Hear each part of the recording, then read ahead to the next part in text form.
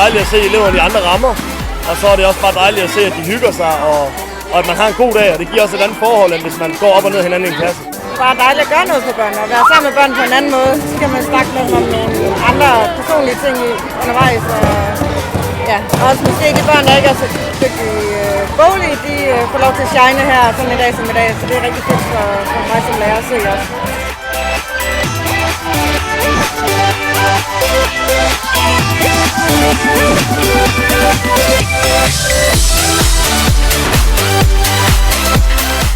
Fantastisk kulisse jo, og hele optakten op til at være med i sådan noget her, hvor man træner derhjemme og finder ud af, hvad den enkelte kan, hvad man skal satse på hos den enkelte.